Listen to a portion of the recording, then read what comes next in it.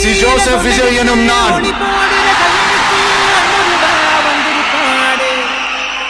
தமிழ்நாட்டு அரசின் முதலமைச்சர் என்ற முறையில்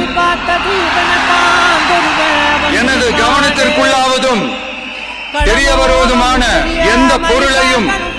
முதலமைச்சரின் கடமைகளை உரியவாறு நிறைவேற்ற தேவையான அளவுக்கன்றி ஒருவரிடமோ பலரிடமோ நேர்முகமாகவோ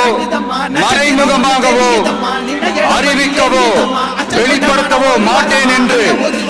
ஆண்டவன் மீது ஆணையிட்டு உறுதிமொழிகிறேன்.